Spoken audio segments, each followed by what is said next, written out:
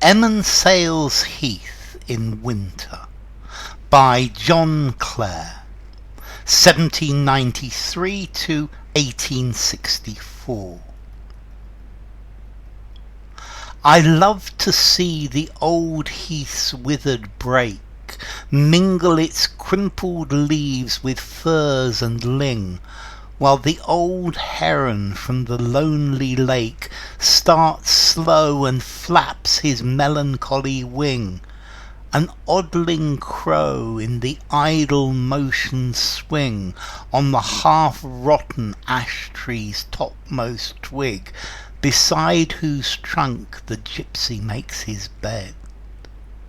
Up flies the bouncing woodcock from the brig, where a black quagmire makes beneath the tread. The fieldfares chatter in the whistling thorn, and for the oar round fields and closen rove. And coy bumbarrels 20 in a drove flit down the hedgerows in the frozen plain, and hang on little twigs, and start again. Okay, this is a poem by John Clare. John Clare came from Northamptonshire. He was born near Peterborough in the east of England. East northeast. His father was a farm labourer, and so was John Clare. He is now seen as a major 19th century poet, although when he was alive he was never very famous. He wrote about nature, about living in the countryside, about the rural area, and his sadness to see the countryside being destroyed by the agricultural revolution. He worked as an agricultural labourer while he was a child. The children, all of the children, would help on the farm, and yes, he did go to the local church school, but he didn't receive a great deal of schooling. After he was 12, he started working in a pub, and then he worked as a gardener in a stately home. He enlisted in the militia. He lived with the gypsies. He worked as a lime burner, and he did many different things. Anyway, there came a point where his family were going to be evicted from their cottage because they had no money, and he started writing poetry in an attempt to stave off or to keep back this eviction, but he wasn't able to do so. But that's when he started to be work as a poet, and he earned money from various different places as a poet, but it was never enough to keep his family. And he was then working as an agricultural worker and as a poet, and he's between the literary world and this world as a farm worker. But he was always in poverty. He often was depressed and suffered from mental problems, and finally he was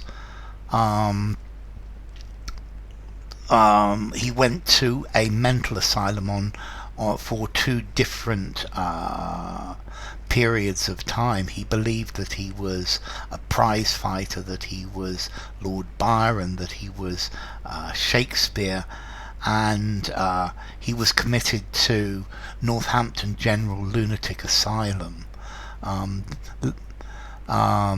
This was paid for by Earl Fitzwilliam, but only at the ordinary rate, so it must have been a fairly difficult place to live. Anyway, he had mental problems for the rest of his life and suffered from Great Depression. But he is a master of describing the countryside, and he doesn't write poems that are using nature to describe something else. He's just describing the nature. He describes moments captured in nature, and this is a moment captured in Emmonsail's Heath in winter.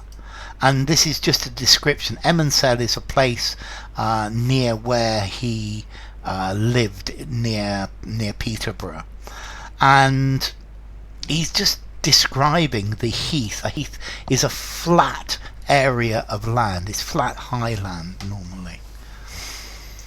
I love to see the old heath's withered brake. Okay, brake is bracken. It's like a fern, and in winter the ferns, they go black and they curl up, and he says that he loves to see this, the way that the bracken is withered.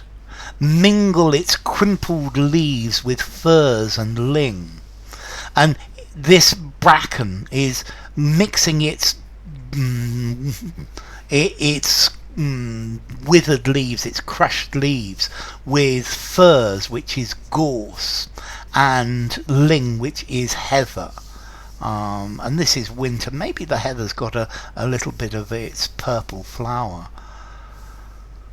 While the old heron from the lonely lake starts slow and flaps his melancholy wing. And there's an old heron that has taken off from the lake, and it's slowly flapping its wings, and it feels very sad. And if you actually have ever watched a heron fly, he flaps his wings very slowly, and I think this gives this whole idea of slow life, of slow countryside. An oddling crow in idle motions swing on the half-rotten ashtree's topmost twig.